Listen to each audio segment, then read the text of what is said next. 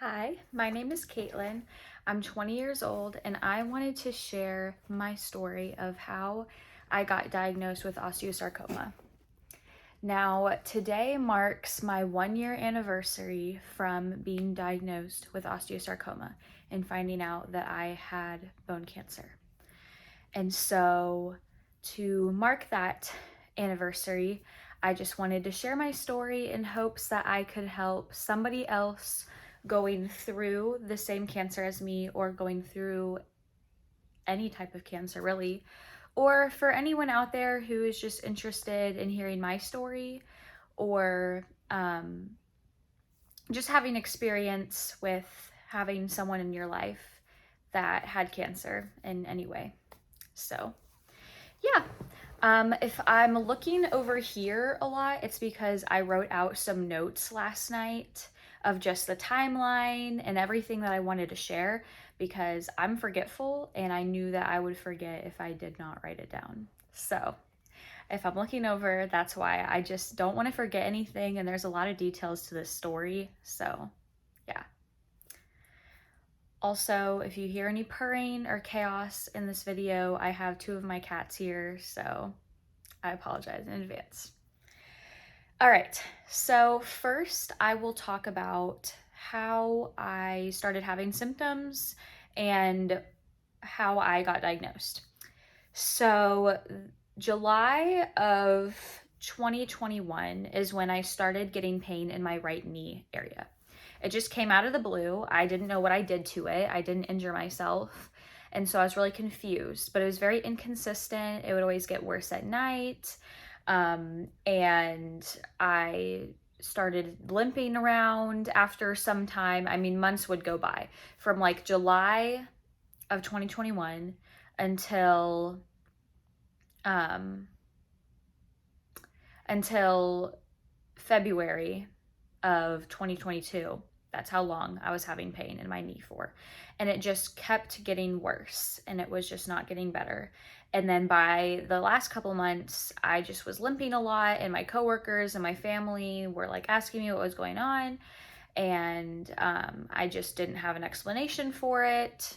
And they were like, oh, you really should get that checked out. And I was like, yeah, you're right. But I didn't think it was anything serious because, like I said, I wasn't having a lot of pain.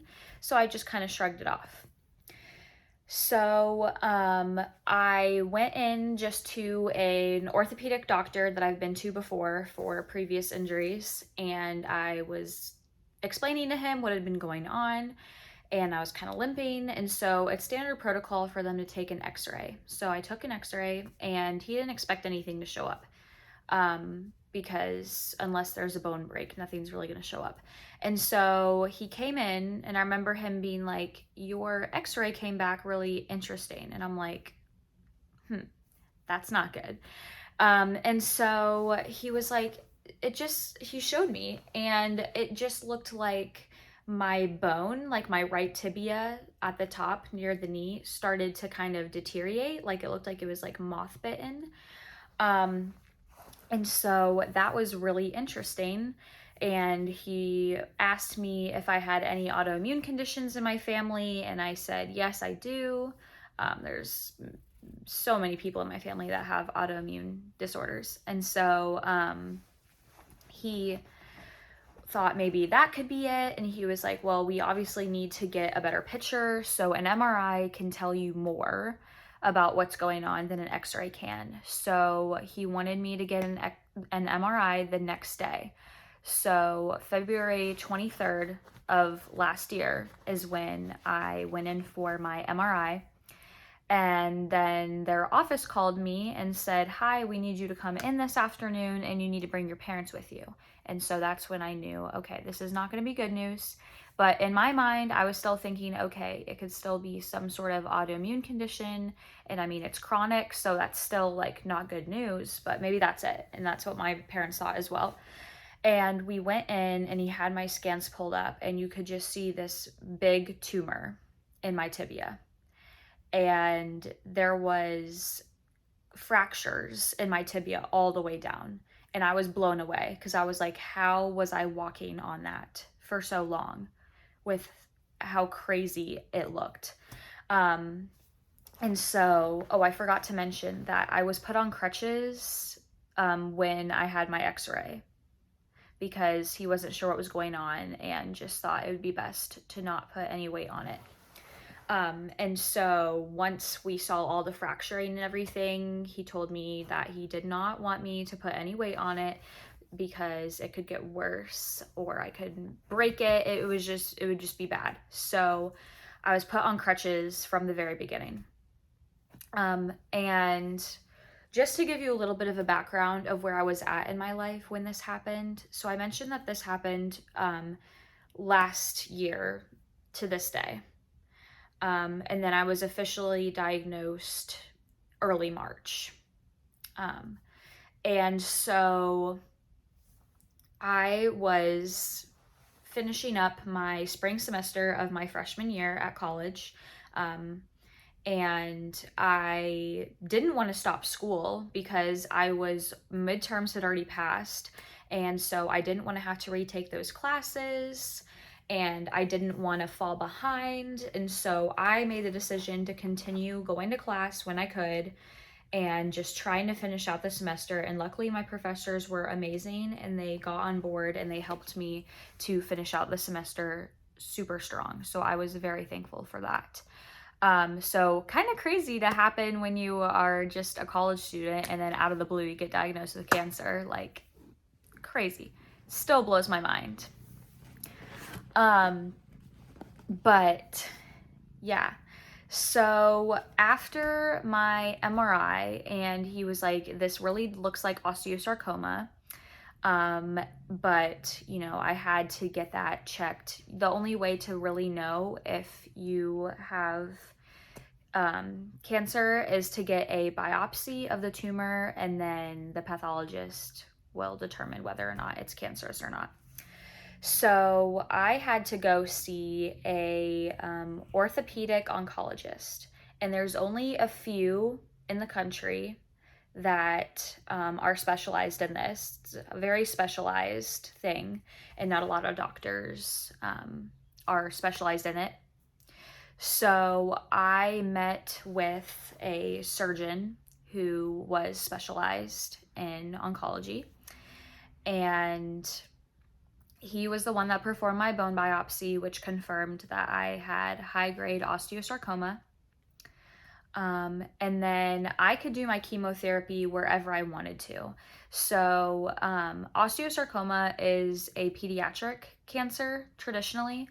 And so it had been suggested to me that I should go to a pediatric hospital while I could, because I was diagnosed at 19, almost 20.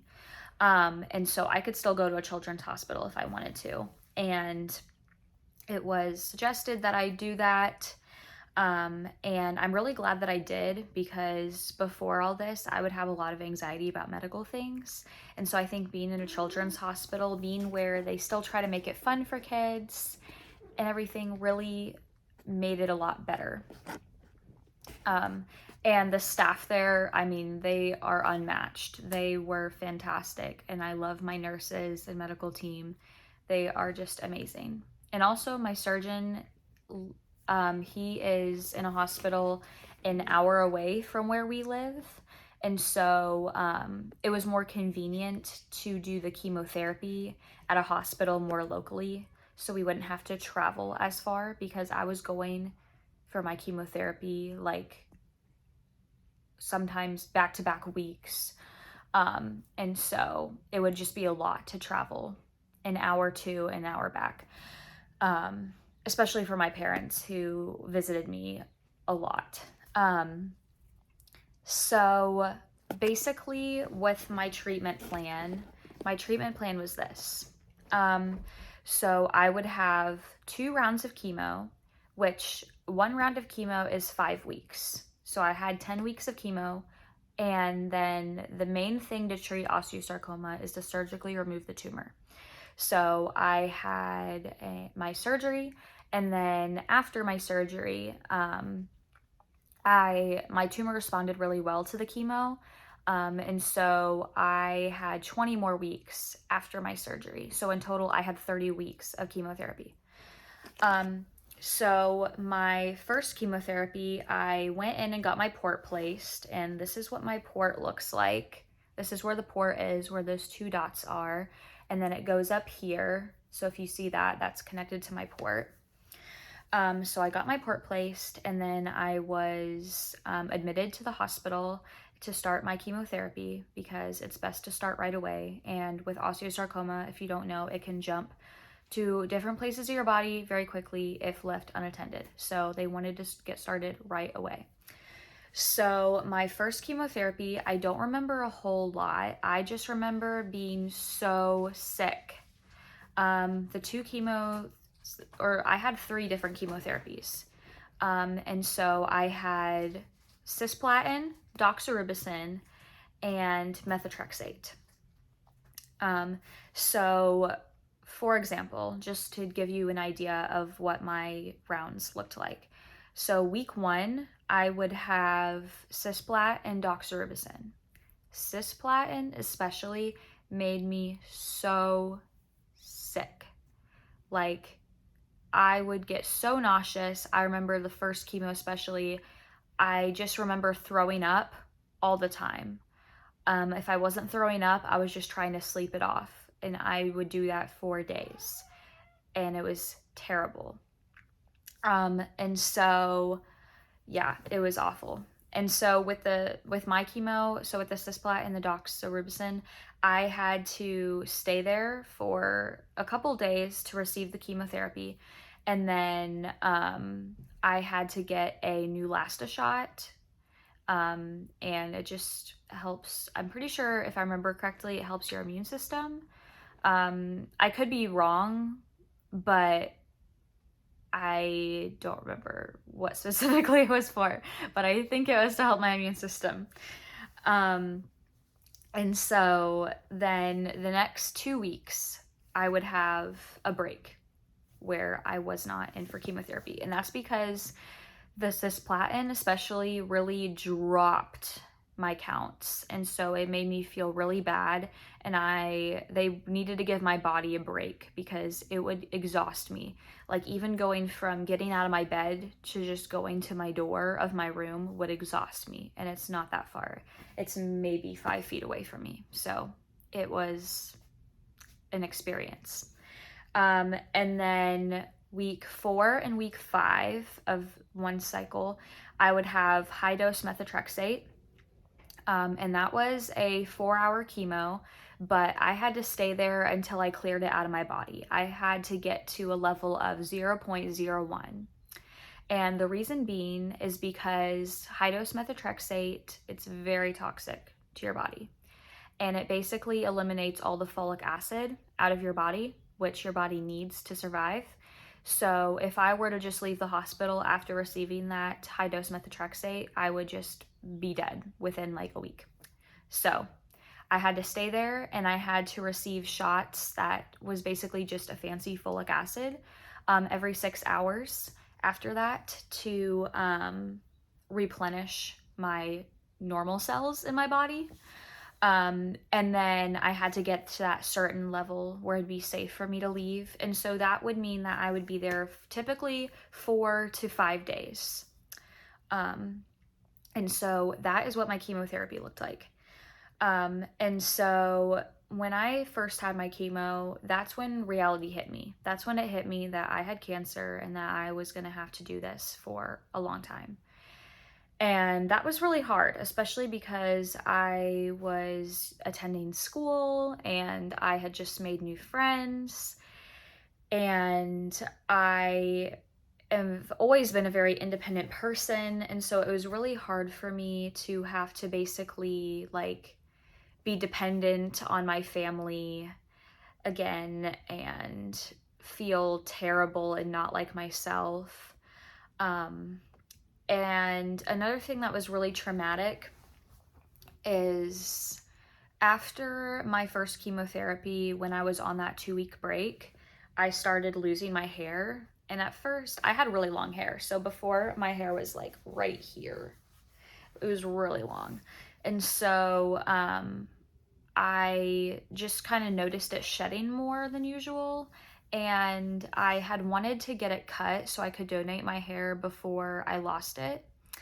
And I loved having my hair like shoulder length anyway. So I got my hair cut like right here, and I was so happy. I loved it so much. It was such a great experience, and I'm so glad that I did that for myself, because not even a week later, maybe 4 or 5 days after I got my hair cut, I was in the shower and my hair just started falling out in huge clumps.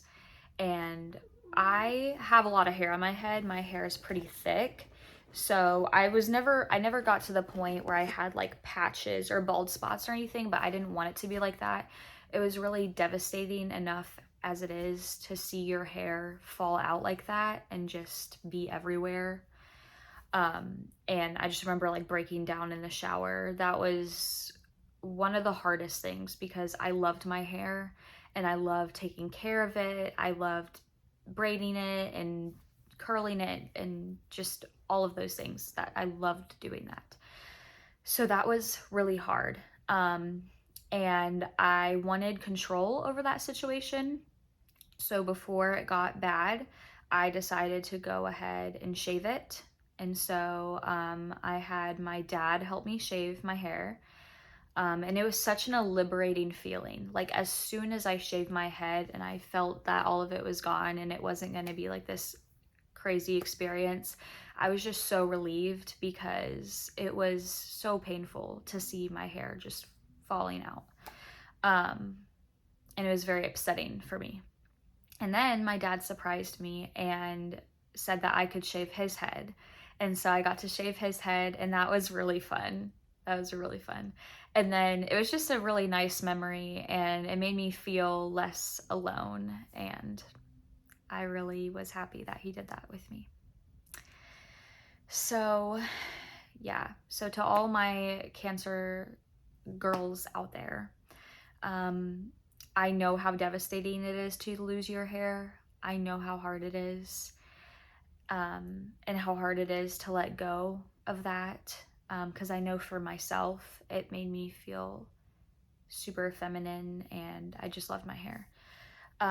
But just try not to let your hair define you, because you are so beautiful with and without it. And it'll make it easier for you in your journey if you can love yourself without your hair. It really does help. It helped me a lot. It takes a while. It does. There's still times where, my hair's growing back, but I'm like, I wish it was longer, so it takes a while, but you'll get there.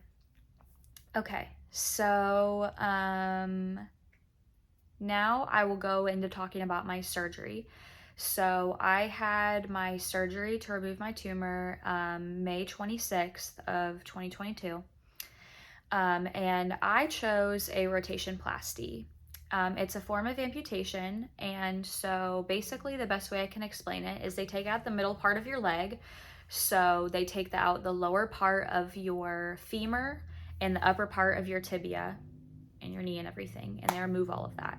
And then they save all of your nerves and everything like that.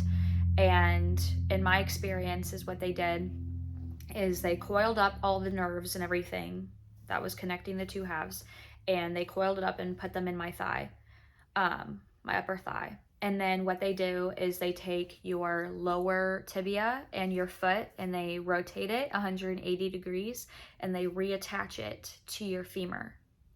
And so basically what that does is my ankle joint becomes my new knee joint. So when I wear my prosthetic, my ankle functions like my knee would. So it's crazy, I know, and I can kind of lift it up and show you, but that's my foot. I can move it. And I can do a whole separate video on that if anyone is interested. But for me, the reason why I chose rotationplasty is just the instant relief of knowing that they were far away from the cancer and they were not even close to it, and I knew they were going to get all of it. And I am super young. I'm only 20 years old and I want to have an active lifestyle and I want to be able to run again. I just didn't want to be limited in any way.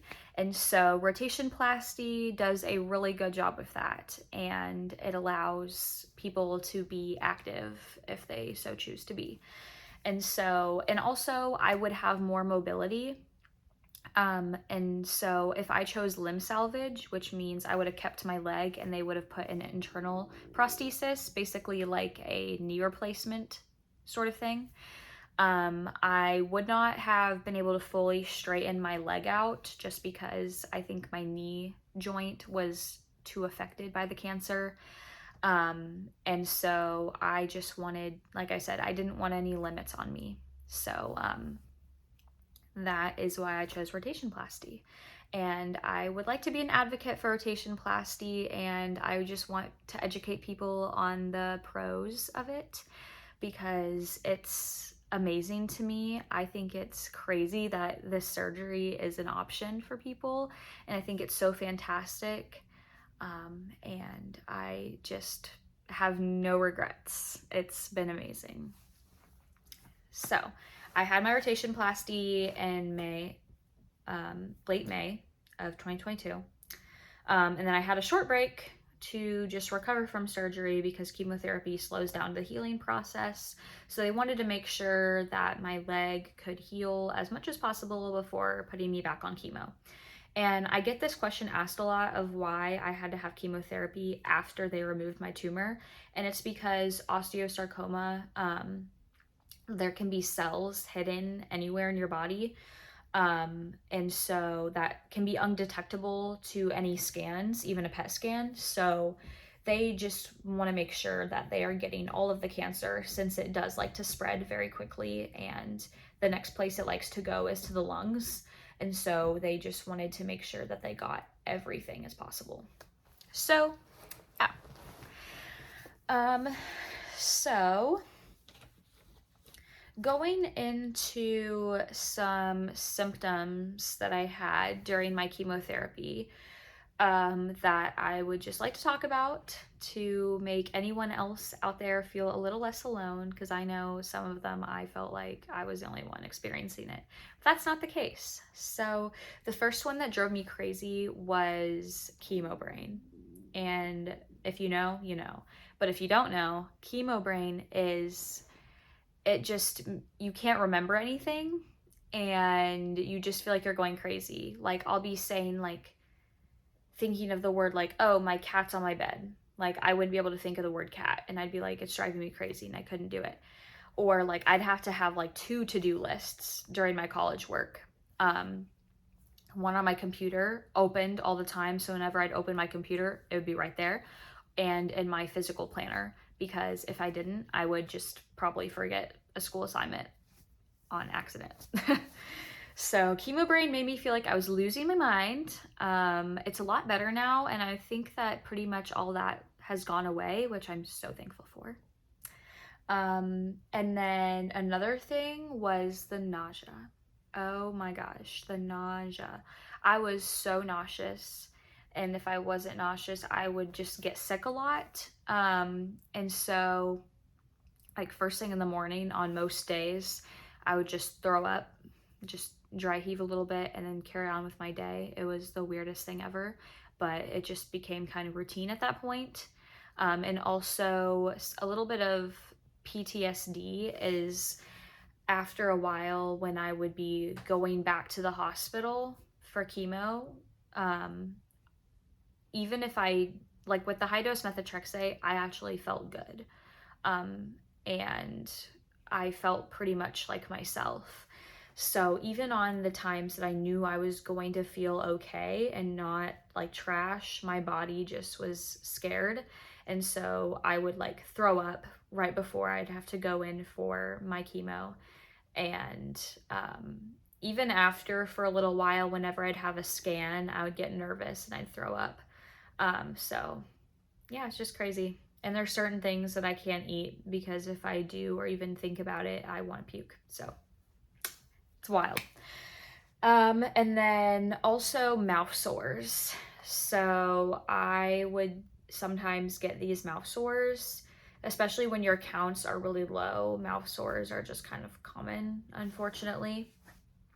And I would drink this really, or not drink it, but I would swish this really awful mouthwash stuff. It was like thick and yellow, and I had it flavored like banana because it made it taste a little bit better. But I had to do that 4 times a day to help prevent mouth sores and keep everything clean. But sometimes I'd get mouth sores, and they were the worst ever.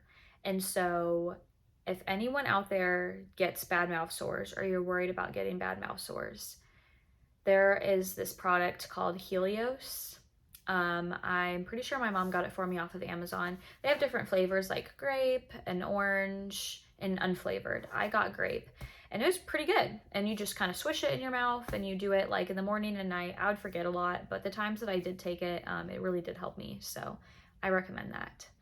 And also some that I experienced during chemotherapy was just overall like swelling like of my face and of my body. I was just a little bit swollen, and just because I would get some steroids and they would just make me swell up.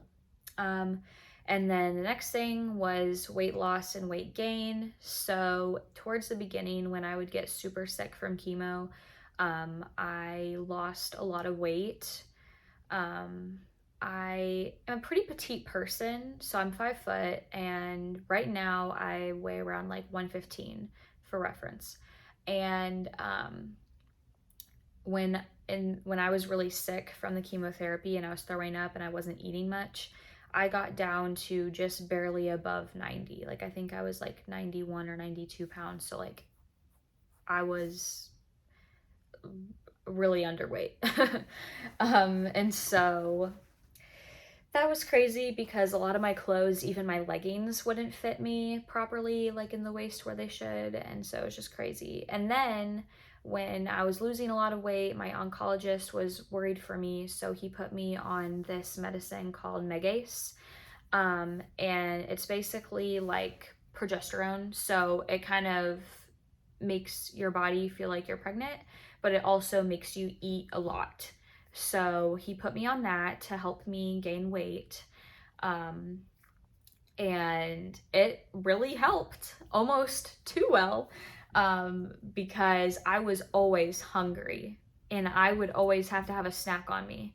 And the second, like, you know, when your stomach growls and you're getting hungry, well, I would get to the point where, like, if I would feel like my stomach was gonna growl, but I would throw up instead. So I had to have snacks and protein drinks with me all the time to make sure that that didn't happen, because it would come with no warning. I would just throw up. So that was not fun. And it also helped me gain back that weight that I was missing. So that was good. So chemotherapy after my rotation plasty. So like I mentioned before, I had 4 rounds of chemotherapy after my rotation plasty, which is roughly like 20 weeks. And that's just to knock out any extra cancer cells that could be in my body. And I handled the chemo a little bit better, like as time went on. But time moved slower because at this point it was like summer, and for a couple months there I wasn't in school. And so I just didn't have as much to do, and I was having FOMO really bad because I felt like that whole summer I kept seeing everyone posting all these cool things on Instagram about what they were doing and all the fun they were having. And I was just feeling sorry for myself because I couldn't do that like everyone else. I couldn't be just carefree and living my best life. So that really sucked, and I had a hard time with that. And yeah, it was just really difficult for me. And during this whole time, I was in survival mode where I would let myself feel emotions and be sad and be upset and be angry. But I was just kind of in the mode of, I just want to get through this so I can get my life back to the way that I would want it to be.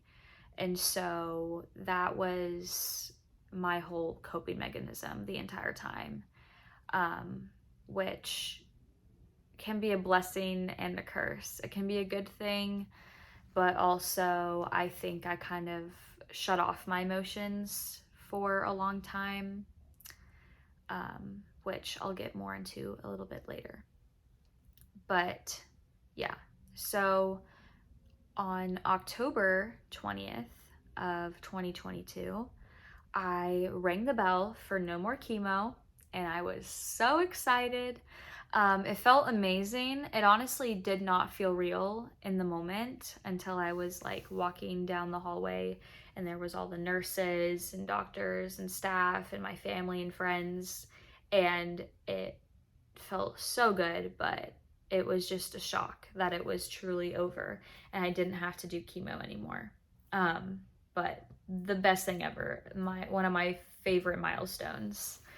And so after treatment, once I was able to come home and I didn't have to go to the hospital all the time for chemotherapy, I was so happy to be done. And as the weeks passed, I realized how good I felt. And I realized that what I thought was normal feeling during chemo was not normal. And I felt so good afterwards. And I just felt way more like myself. And it was amazing. And I was just I'm still trying to find a new normal, you know? I think something that people don't really think about or consider with cancer is that you can be done with the chemotherapy and that is great, but it's still not over. Like for my cancer, I have to wait 5 years before I'm considered to be cancer free. So that's a long time. And I have scans frequently to check everything. I have a little tiny lung nodule in my lung that has been stable this whole time. So they don't think that it's related, but they're watching it because, unfortunately it could be osteosarcoma. So they're just trying to keep tabs on it. And so I kind of mentioned that survival mode that I was in. And after treatment, and still now, even though I'm 4 months out, I think, from treatment at this point, since I was in survival mode and just trying to get through everything, now I've been just processing everything that I've been through. I still have moments where I wake up or I'm sitting there and I'm like, wow, like, did that really just happen? Like, did I really have cancer? Like, it just blows my mind because actually, as a child, one of my biggest fears was to have cancer. I just didn't think that I would get through it and it'd be the end of the world for me. So the fact that I had cancer and I made it through treatment shocked me. And I'm so proud of myself for getting through that because I honestly would not have thought that would be possible. So something really exciting though, after my treatments, was I could start the process of getting my prosthetic leg. And that is what I was most excited for because that means that I could slowly start gaining back my independence. I wasn't able to drive at the time, and so that meant I had to get my license back. I wanted to go back in person for school, and I just wanted to be a normal 20-year-old, basically. And so around, I think, early December is when I started the prosthetic process. And that was the best thing ever. And I actually have my prosthetic right now, and I've had it for a little over a month at this point, I would say, and it feels amazing to be gaining my independence, working towards a goal, and it's just amazing. I am not very tech savvy, so this is gonna be very much an unedited version of my story. So if you're interested in seeing any pictures of my journey and my prosthetic, I have a public Instagram account. It's Caitlin_RP Life.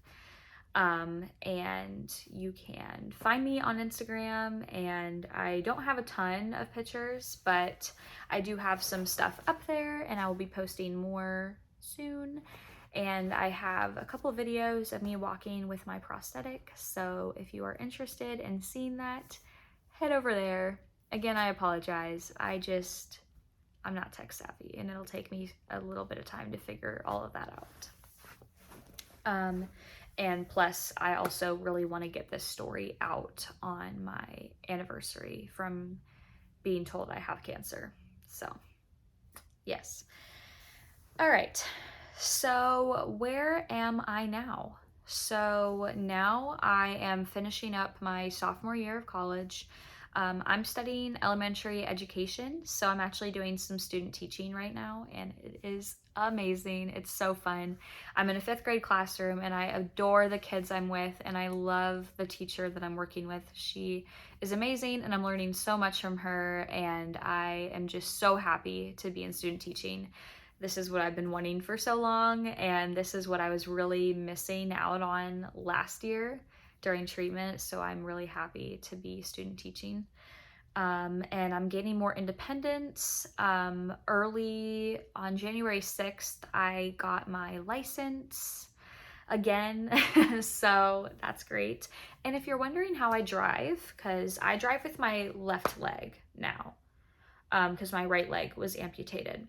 So how I drive is I have a portable left foot accelerator. So basically my left foot is over here on the accelerator, and then here is the actual accelerator of the car. And when I press down on my accelerator, it's also pressing down on the accelerator of the car. And then my brake is just in the same spot. So I just accelerate, brake, accelerate, brake. It's pretty easy. And plus, when you're used to not having your right leg there, you kind of don't really have any choice. So it's not too bad. And I love that I can drive myself again. That was a huge game changer for me and made me feel a lot like myself again. And I do have some scanxiety for sure. My cancer community knows what scanxiety is. That's just anxiety about scans. And especially with the lung nodule being there, and luckily it's been stable and it seems like it will be okay.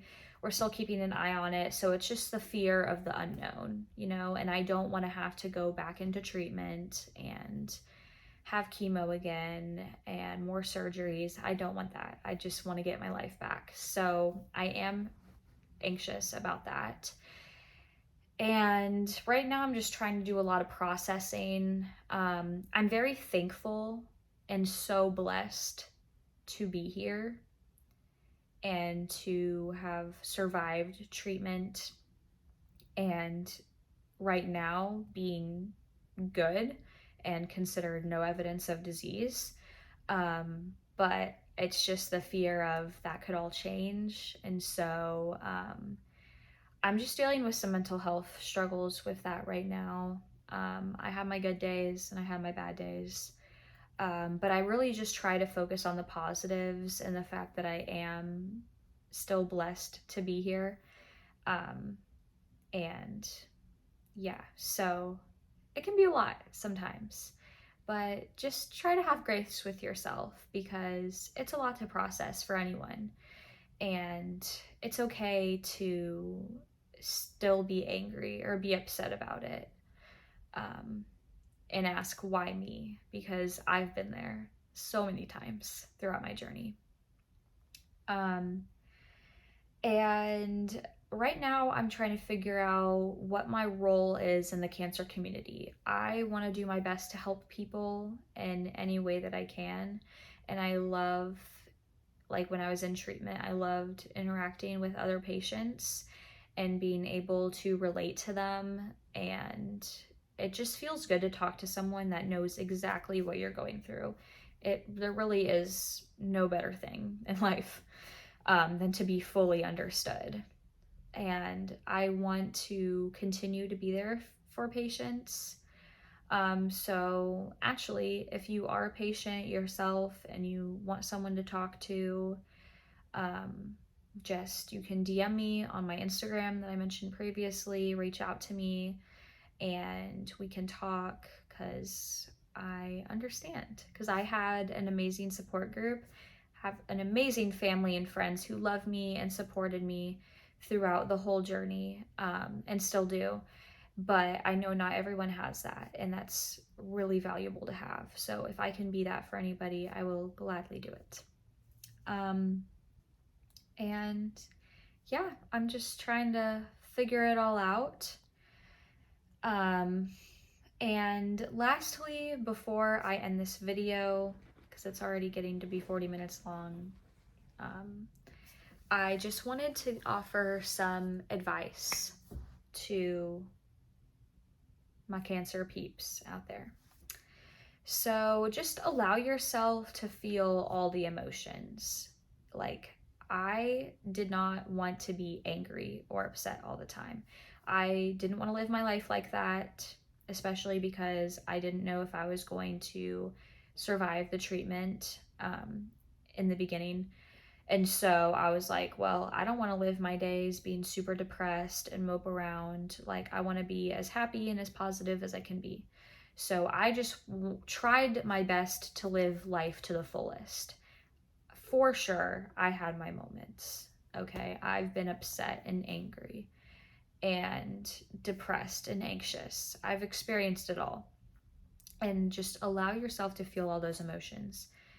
It's okay to want to be happy and be positive, but also when it hits you out of the blue and you just want to be upset, just allow yourself to be upset. It's okay to be like that. And it will hit you at random moments, and that's okay. That's going to happen. I remember I was having a CBC done to check my counts and see how things were going, and it was just normal in my routine. I was fine, and I got in the car and I just kind of started having a panic attack about everything. And my chemo brain was getting really bad at that point, and I just didn't feel like myself at all, and I was just breaking down to my mom, and we were just driving home, and it was terrible. So it'll hit you at random times, and that is okay. Remember to just take things one day at a time. It's scary, and especially when you feel like crap, just take things one day at a time, and remember that each day is a new day, and you can make it however you want to make it. And try to keep doing the things that you love. For me, especially in the summer when my friends were in town, I wanted to see my friends as much as possible. So I would just go visit, hang out with them, and just do the things that I did before, and make accommodations when necessary, but just try to do the things that I wanted to do. And I think everyone should do that, because this has really taught me that life is too short to not do the things that make you happy. So I encourage everybody to live life to the fullest. I know everyone says that, but I'm telling you, like, when you have to sit there and grasp the concept of your own mortality, especially, like, it really makes you put things into consideration, and it really makes you think, okay, are the people in my life the people I want to be in my life? Am I happy? If I'm not happy, what can I do to be more happy in life? And going forward, I will not accept anything less than what I want for myself. If something is not making me happy, I am just not going to be a part of it, because life is simply too short. You never know what's going to happen, and I never thought that this could happen to me, and it did. So you never know. Live life to the fullest. And it's okay to be scared. You don't have to be strong all the time. I loved being the strong person. Everyone was always like, wow, you're so strong, you're so positive. And that was all true, and I was, but it's okay to admit that you're scared and that you're struggling. No one expects you to handle this gracefully throughout the whole journey. No one does. It's okay to be upset. And just try your best to be positive, And I don't mean this in a toxic way, because I do believe that you can be positive to the point where it's too much, you know? I just mean, like, if your mind is thinking positive thoughts, then that can correlate with your body. Like, your mind and your body are connected. So I can't, basically, for me, where that comes from is cancer took a lot from me. And I'm a person, I like to have control, and I felt like I could not control the situation. So the one thing I knew I could control was my positive attitude. I wanted to be positive because I did not want cancer to take that away from me. And that was my personal choice. I know not everyone is going to be like that, but that is how I chose to be. Um, and it just made me feel better, you know?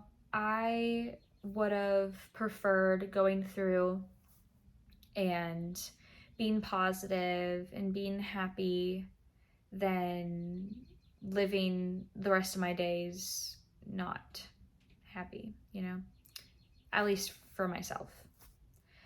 And your nurses and your care team are your peeps, especially your nurses. I love my nurses. And if any of you are watching right now, you are amazing and I will love you forever.